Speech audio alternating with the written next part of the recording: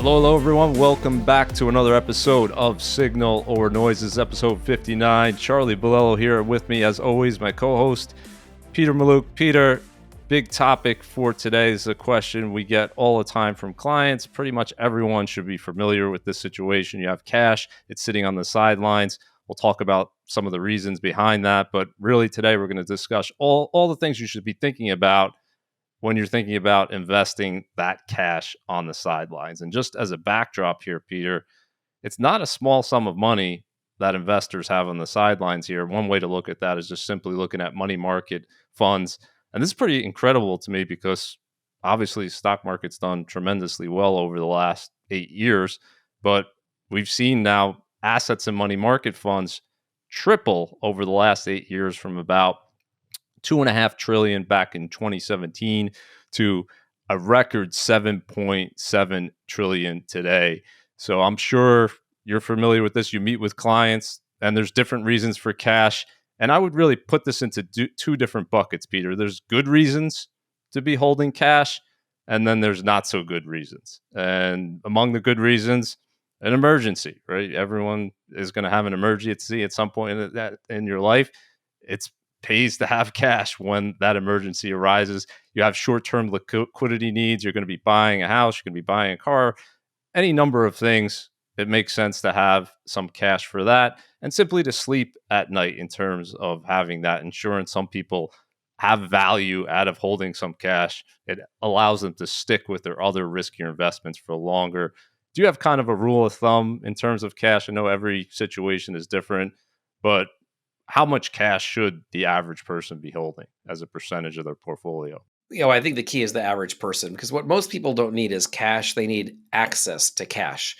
So if I've got a wealthy client that's got millions and millions and millions of dollars, they don't need to keep 6-month emergency reserve, because probably if they didn't have a job or stopped working, the income from their portfolio would probably be enough to cover their needs. Or they might be able to borrow against their portfolio or borrow against their home equity line of credit on the same day, right? So they've got access to cash, but they're able to leave their money deployed and earning rather than leaving it as dead money in a bank. Now, if you don't have a big taxable account to borrow against, if you don't have a home equity line, and I would not suggest using it, a home equity line as an emergency reserve unless your net worth is higher, then you do need to have cash on standby. And I like to see at least 3 months, no more than 6 months. And that really has to do a lot with your job security, how quickly you can get another job if you were to lose your job, and how much money you're spending.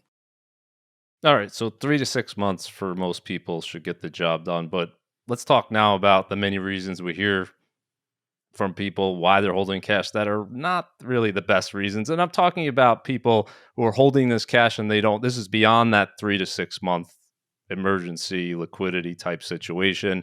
You'll hear things like this all the time, Peter. I'm waiting for a big correction to invest the cash. Valuations are too high. Recession, I'm worried about a recession. I keep hearing it's going to come. Shouldn't I wait until the recession's over? All of these things and more. So today we're going to cover really all of the questions that surround these things. So when you hold cash, is there an opportunity cost? And what is that opportunity cost? What are the odds historically that waiting for that correction or bear market is going to let you buy in at a lower price, which is kind of your goal when you're sitting on cash and waiting for that? Dollar cost averaging, which most people do if they have a 401k or an IRA. If you have a lump sum, though, is it better to invest that money right away versus spreading it out over time? We'll discuss that. Recessions, let's say you were the world's best economist and you were able to predict recessions with perfect precision. Would that have actually helped you in terms of timing the stock market? What about valuations? And of course, we have to discuss the Fed because so much attention is given the Fed. You would think that there's a big relationship between the Fed and their interest rate policy and what the stock market does. We'll discuss that as well. So let's begin here with the opportunity cost of cash.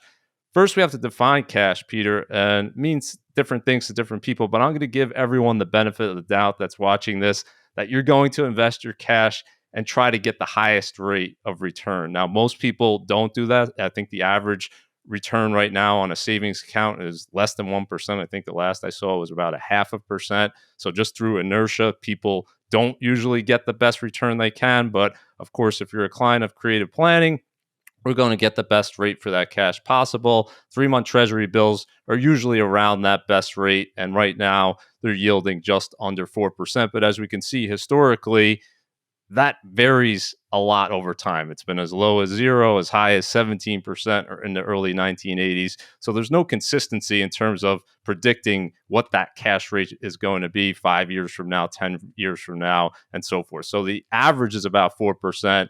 And for this analysis that we're doing here, everything I'm talking about, I'm assuming that you were invested in that 3-month treasury bill. So what is that opportunity cost of sitting in cash? Well, sometimes, Peter, of course, it's nothing, right? We saw this in 2022, and this is what I'll hear a lot from people. What if the stock market's down this year? Well, won't I be better in cash? And the answer is yes, right? And 30% of the time over 1 year periods, you see cash actually outperform the S&P 500. But what actually happens as you go out in time here, Peter, in terms of this historical probability? Yeah, I mean, we know the longer that you go, the more likely you are to win. Going from just in 1 year, your odds of underperforming cash is 30%, but over 30 years, over 25 years, even over 20 years, the odds are almost 100% to 100% you're going to do better being invested. We know the longer you're in cash, the more likely you are to underperform. The longer you're in the market, the more likely you are to outperform. It's a time in the market instead of timing the market scenario. And most people hold cash permanently. Like they have money in the bank today, and next year they'll have money in the bank. And to your point, it's usually in the bank. It's usually not in T-bills. It's usually 1% or less, not the 3 or 4% that you're talking about. And so you look at what the market can earn, you look at what they earn in the bank, you take the spread. Let's say the average return over 10 years in the market is going to be 9%, and in the bank is going to be 2%. You're paying 7% a year. If it's 100 grand, $7,000 a year for 10, 20 years, it's 70 to 140,000. You compound it, it's more than double that. The price of being in cash is extremely significant over the course of your investing life. Yeah, and I think this is a point that's probably underappreciated because as you go out in time, Peter, it's not a linear relationship here. It really, because of compounding and what that does over time, that opportunity cost really grows exponentially with time. So in a given year, as you said, you might only underperform by 8%, 7, 8% in the average year. But you got 10 years, you're talking about 159% average underperformance by being in cash. You got 30 years, you're over 2,000%. And people don't really understand percents very well. So I often convert here to dollars because this makes the picture much clearer here. And I'm just looking at the average growth of $100,000 in cash versus the stock market. Short run, the difference is very little. In the long run, over 30 years, you're talking about average growth to 2.5 million starting with 100,000 in the stock market versus less than 400,000 for treasury bills. And again, this is assuming you invested in that higher yield cash product, which most people don't. And we're not talking about yet anything related to taxes and things like that, which would make this differential, of course, Peter, much, much bigger. But I want to bring in this other area that's also important that people often don't think about, and that's inflation.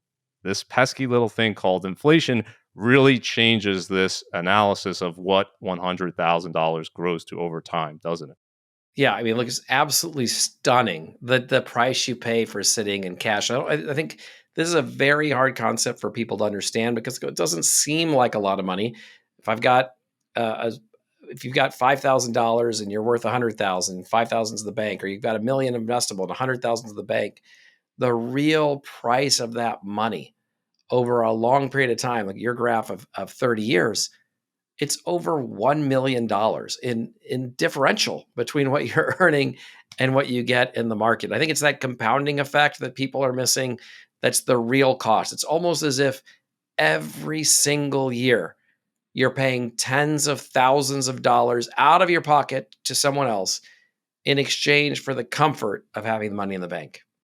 Yeah. So just looking at the last 30 years, you're actually losing purchasing power by being in cash. When in the stock market, you're talking about 11x growth, over 11x growth adjusted for inflation. So that's the difference here in terms of the opportunity cost. It's not just simply the nominal, which is most people look at. You have to look at it adjusted for inflation as well. And as we know, Peter, there's going to be inflation in the future. The only question is how much will it be? All right, let's go to the second section here. Waiting for a correction or a bear market. And I can understand the sentiment, and I can certainly understand that after there's been a period without a correction or a bear market for a long time, people say we're due. You and I both know that there's no set time frame. You can go years without one, or you could see many in a short period of time. But in terms of waiting for a correction, waiting for a pullback, what I often say to people, Peter, is that you likely will get an opportunity to buy the market at a lower level than it is today. Now, will it happen all the time, though? Certainly not. But 74% of the time, if we're looking back the last 100 years or so, you will get in the future a lower monthly close for the S&P 500 than where it is today. Now, there's two questions then that arise. Number one, are you going to pull the trigger when that happens? Let's say it's only like 1% lower than today. Is that enough for you to get invested? Probably not. And I think the more important question is, well, what happens that other 26% of the time, Peter? What happens in a year? Let's take 2017. I know this is a year you remember pretty well. Talking about after the presidential election, a lot of people were saying, get out of the market back then for political reasons. And if you looked at the beginning of January 2017, you said, well, I'm just going to wait for a correction here to get in at a better price. What did we see that year in 2017? For the first time in history, all 12 months were positive. Right. I mean, the problem with the graph is that, yeah, you could go 75-25. The 75% chance is going to be lower. Obviously, I should wait and invest. And it's not just that I have never seen the person who goes, I'm uncomfortable now, but then they're more comfortable when the market drops 7,000 points. They're not more comfortable, right? So that person usually doesn't exist. But even if it did, here's the real issue: 1/4 of the time, you have permanently lost the opportunity to capture upside. That's a very big difference. So it's a misunderstanding of risk. If you go in the market today and the market drops, the worst case scenario is you collect dividends and wait for it to recover, and then the market recovers and goes on to new highs. That's what's happened hundreds of times in our history, right? No exception. If instead you wait and the market goes up, like in this example you've given, or hundreds of other times where it just goes up and doesn't retreat, you have permanently lost the opportunity to invest at the levels that were previously presented to you. Permanent loss. That's very, very different set of risks. The risk of being out is always greater than the risk of being in. Yeah, and here we are 8 years later. We can't say for sure these will never breach the lows of January 2017, but we haven't thus far. And if someone was waiting for that lower level, they just have to continue to wait and hope. And that's a kind of been a bad strategy historically. But some people might counter, Peter, I'm not just waiting for a little bit of a pullback.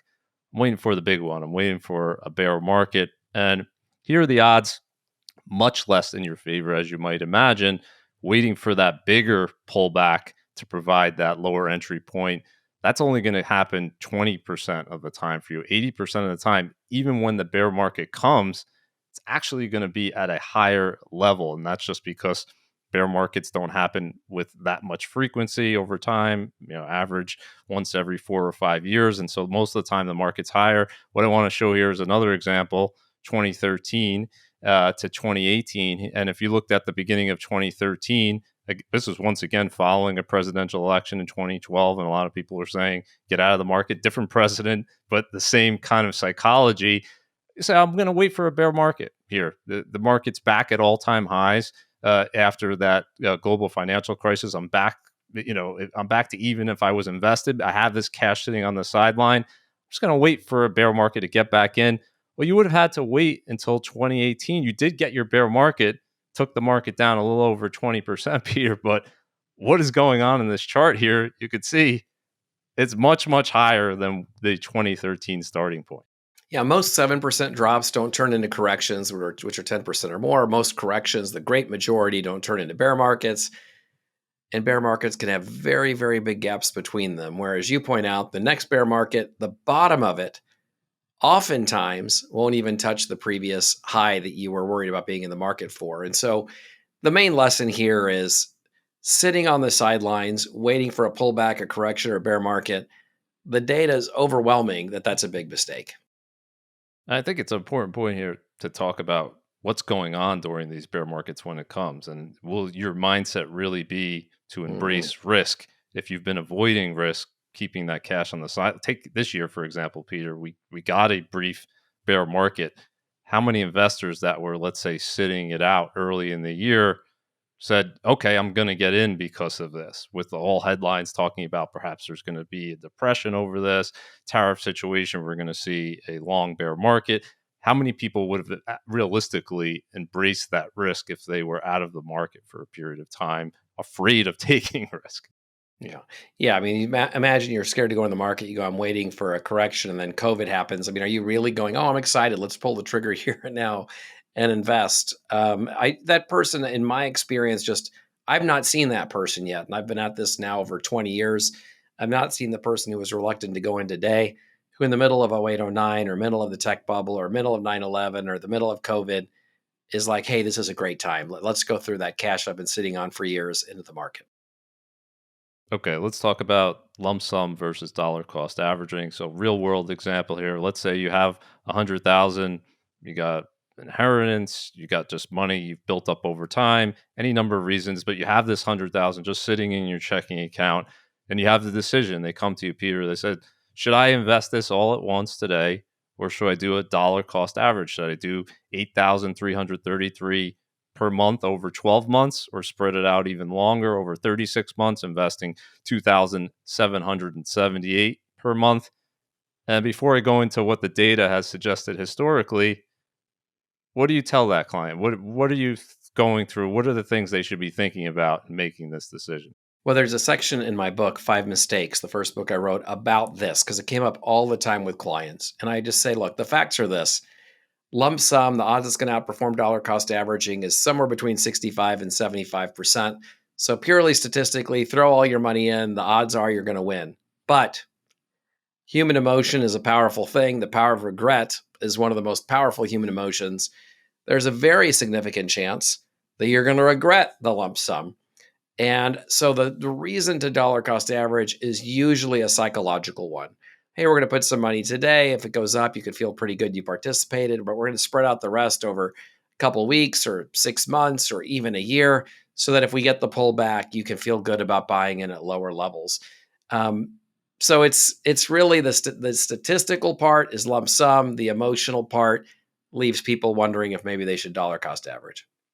Right. And there's no like 100% of the time, right? It's just odds here. You're playing the odds 68% of the time historically. Doing it all at once it would have outperformed breaking it up over 12 months. And if you broke it up over 36 months, 74% of the time would be better just investing it all at once.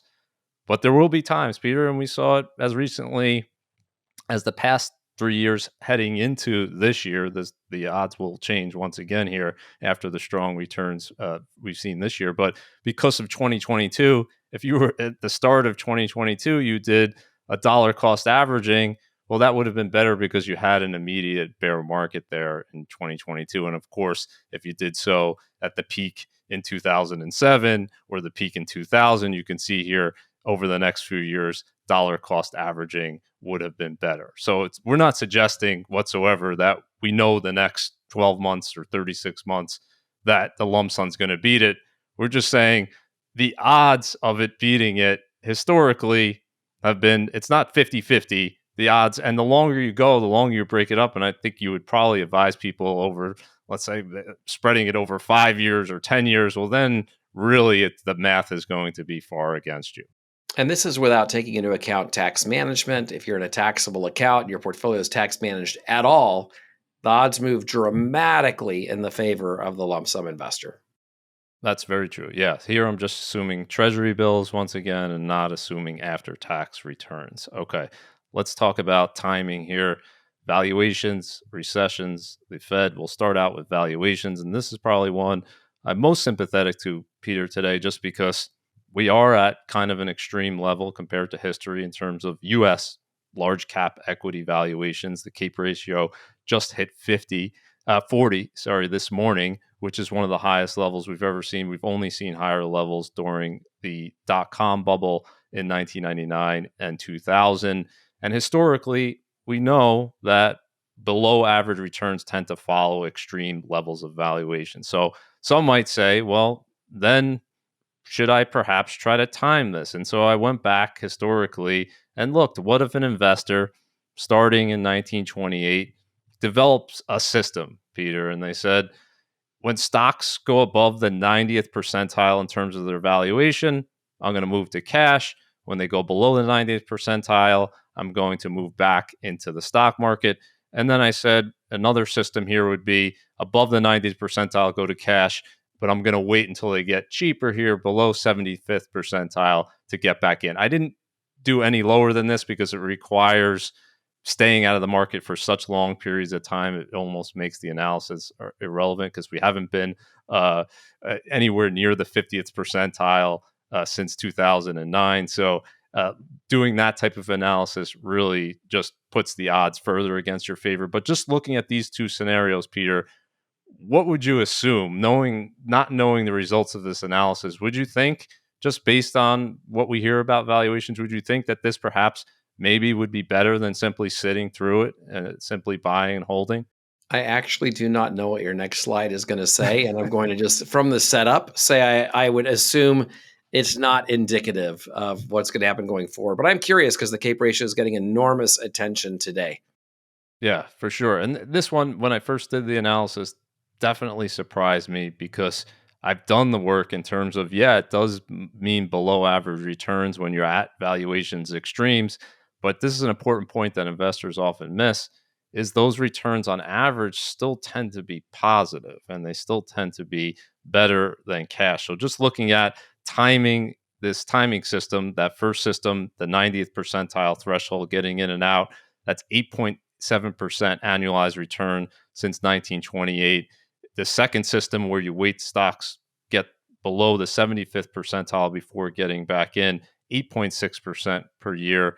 And the buy and hold over this period of time, 9.7%. So absolutely stunning. This doesn't mean that valuations don't matter. It just means that trying to time your exposure to the market based on this is a very, very difficult game to play because oftentimes, Peter, if we go back to that initial CAPE chart and to do this analysis correctly, you have to start at 1928 and say, I don't know what the prior history is in terms of the CAPE ratio. And when it goes extreme, you're at the 100th percentile and then that's broken and that's broken and that's broken again because the market goes higher. So same thing that we saw in 1995, right? Where the market kept going higher despite record valuations and they just got more and more expensive. Well, that can happen in terms of the market. And what we've seen in the past 20 years, Peter, is a gradual increasing in terms of the average valuation. There's many people justifying that because margins are higher and different things that perhaps suggest valuation should be higher today because of higher liquidity, profit margins, and on and on and on. There's many different reasons, but it's not really intuitive, though, is it? You would think, gosh, stocks are expensive. You want to buy low, sell high. I should get out of the market when the market's extremely expensive. Yeah, it's not intuitive at all, and especially with the amount of attention that the media and social media gives to this kind of ratio. I think the bottom line, I think the thing that people it's hard to understand is the market can be overvalued. Everyone can agree it's overvalued, and the market can still do okay or even well as long as earnings eventually catch up with valuations. It can even take earnings a long time to catch up with valuations. And I think there's this idea that if something's overvalued, it must come down for everything to make sense. And that's not true. Earnings can rise, they can rise slowly. The market can stay disconnected, not forever, but for a period of time that is longer than an investor's patience. Yeah, absolutely. And if we go back, if you knew what I would say is if you knew where this ratio was going to peak, then for sure you could time it. The problem is you don't. And even if we go back to March 2000, I think this would probably shock a lot of people. And you look at if you bought at the absolute peak there, the returns for the S&P 500 since then are still well above cash, even if you bought at the exact worst time in terms of valuation. Now, that didn't happen all at once. We had a 50% bear market first, But with time, it heals a lot of the overvaluation if you get that earnings growth, right? So as you said, it might take a lot of time for earnings to catch up, but eventually they do. And if you're looking at the next 20 years, let's say this is cash you don't need for 20 years, valuation today becomes less important, not unimportant, but much less important if you have a longer time horizon. Okay, let's talk about the second thing here that people think about in terms of timing: recessions. And a lot of talk, of course, Peter, this year with recessions. We had the tariff situation, and now we have the unemployment rate rising. Still pretty low at 4.3%, but a lot of people are questioning, does this mean we're going into a recession here? And if you were able to somehow, I put the shaded areas here on the chart are all different recessions. If you were somehow, Peter, able to know when each of these recessions were starting, when they were ending, do you think that would be able to help you as a stock market investor? Well, that I know it would not help you. And that is right. Yeah. But that is kind of shocking because it's always when you're talking about the stock market, people equate that with the economy. When the stock market's doing well, the economy's doing well. And when the stock market's doing poorly, it means the economy's doing poorly. So if people think that way, then you should say, well, if I could get out of the market when the economy's bad and get back in when it's better, that should lead to better performance. I went back here to the 1930s, said you were the world's best economist, Peter. You got out before the recession, you got into cash, you got back in at the end of the recession, your return per year 10.4%. And then I did a more realistic assumptions here because no one will be able to predict every single recession start and end with precision. So I said, what if you got out a year before the start of recession and got out a year after? And then what if you sold your stocks 6 months after the start of recession and bought 1 year after? Well, your returns there are lower, 9%, 8%. And here's the stunning part: just not even paying attention to the economy at all, not listening to economists, not listening to predictions. 11.5% buy and hold. So what gives? I mean, I think the issue is that in recessions, most of the time we don't even know the recession's over till later, or even happens until the Fed or the data coming out of the government tells us, hey, we're in a recession or the recession's already passed. And it's such a leading indicator. The market does not match up with the recession. You're performing well. Sometimes the stock market can perform well, even in high unemployment rate environments, or it can perform better than exiting and entering because of the lagging of the market, or being the market returns being ahead of the recession. In other words, they're not perfectly correlated, as your chart makes very explicitly clear. Yeah, that's absolutely right. The stock market's a leading indicator, so it often peaks well before the start of a recession and it bottoms before the end of it. So the market has usually run up a tremendous amount, as we saw in 2009. In March 2009, the stock market bottom. It rallied tremendously before the official end of the recession that in June of that year. So you're missing out on those gains by trying to time the market. And really, what we're saying here, Peter, is the stock market's not the economy. And the best way I could illustrate that is simply showing you times where the stock market's gone down, bear markets, so declines greater than 20%, where there was no recession. And guess what? We actually had one this year, didn't we? Yeah. Yeah. I mean, like if you blinked at the beginning of the year, in the middle of the tariff war, the sky was falling in the stock market, and we had a bear market for the first time in a little bit. And so, I mean, like, look, the market guesses, and it's not always right. There you go. What about the Fed, though? Does the Fed matter? The Fed funds rate. We know the Fed's cutting interest rates again. They did so last week. They're expected to cut two more times before the end of the year, Peter. Next year, a wave of easing is supposed to come in. Does the Fed matter? Should you try to time your exposure in terms? There's that old saying, "Don't fight the Fed." When the Fed is that essentially means that when the Fed's easing, that's super bullish. When the Fed's tightening, that's super bearish. Do you buy any of this in terms of a stock market investor? It is interesting to me. The stock market, when it's been at or near time highs, the Fed has cut rates 20 times. That sounds like a lot, but you consider that they've cut or raised rates hundreds and hundreds and hundreds of times. There's only been 20 times where the market's at or near an all time high where the Fed has cut rates. All 20 times, the stock market has been positive a year later with an average return of 13.9%. I still would not take it to the bank. And in the grand, overall, the Fed raising and dropping rates influences, but not dictate the direction of the market. But this cutting rates near all time highs has a very interesting history. Yeah, it certainly does. And what I would say to people is just simply look at the data. And looking at the data, tight policy, easy policy, high rates, low rates, there's no correlation on in terms of forward returns, and the best returns we've seen historically have actually come after the tightest monetary policy like we had in the early 1980s. So with extremely high Fed funds rate, extremely high real interest rates, Peter, and you had super strong returns. So that should dispel the myth that you need easy money. Not to say easy money hasn't been good, that's been good as well, and as you pointed out, easy money when the markets are ripping doesn't seem to be a bearish signal, or at least it hasn't been in the past. But just simply ignoring the Fed in terms of your investment decisions has been the best policy in the past. And this one, I think, is going to surprise a lot of people in terms of rate hikes and rate cuts because most people they get excited when the Fed's cutting rates. but and when the Fed is hiking rates, they think that's bad. It's got to be bad for stocks. You have more competition. It's going to slow down the economy. If you look at the forward returns, Peter, this might surprise people. Looking out 6 months, 1 year, 2 years, 3 years, 4 years, the returns for rate hikes are actually slightly higher than rate cuts. And I can't think of anything that more clearly should say it really doesn't matter what the Fed, it matters a lot what that interest rate is for the general economy. But for the stock market, it's impossible to kind of decipher is this good or bad for stocks going forward. Yeah, I mean, basically, it just shows it a little bit better when the Fed hikes rates, but in general, it's the same, right? It's Yep. just almost no impact, no guidance whatsoever on the markets. Absolutely. All right, let's summarize here how to invest cash on the sidelines. Here are the takeaways, Peter. There's an opportunity cost to sitting in cash. It grows with time.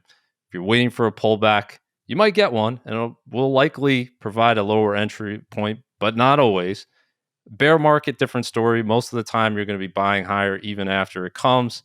The lump sum is going to beat the dollar cost averaging more often than not. But as you said, psychology is very important here. So if you're going to kick yourself or you're going to get out of the market if you invest it all at once and it goes down, maybe you're better off doing a DCA. Timing based on valuation, the economy, the Fed, you may get lucky and it might work for you, but in the long run, if you're doing this over and over again on multiple cycles, no one's really shown the ability to do that and to add returns doing so. And here's the key, Peter. If you have that long time horizon, we've thus far been just keeping it simple and just talking about the S&P 500 and US stocks, but there should be a path for people who don't need this money for 10 years, 20 years to invest at least some of it in a diversified portfolio that includes, of course, much more than just the S&P. Perfect summary all the way around. You got to get your money to work. The bottom line is get it to work. Ignore interest rates. Ignore the Fed. Ignore where the market is. Over the long run, as you've got cash, deploy it over and over and over again, and the odds are overwhelming you'll win. And I just want to end with this interesting Schwab study that they update from time to time, looking at the last 20 years, Peter. And if you were the world's best timer and you invested 2000 every year from 2005 to 2024 and you bought at the lows every single year you invested at the lowest point for the S&P 500, that 2000 annual investment grows to 186,000. You say that's pretty good, right? Well, what if you just invested it immediately? You had no timing ability. Of course, that's impossible to get the exact lows. 170,000 if you just invested in the start of each year. The dollar cost averaging not far behind that. And here's the most interesting stat, Peter. 151,000 if you had the worst luck possible. If you bought at the highest point each and every year for the S&P 500, you're still doing more than 3x better than cash. Yeah, the same lesson, right? Cash is not king when it comes to accumulating wealth. All right, we'll end it right there. If you're watching this thinking about how to invest your cash on the sidelines, reach out to us today at Creative Planning. Go to creativeplanning.com/Charlie for a free wealth path analysis. At Creative Planning, we're in all 50 states, so we likely have a location right near you, over 370 billion in assets under management and advisement. So reach out to us today. We're here to help. creativeplanning.com/Charlie.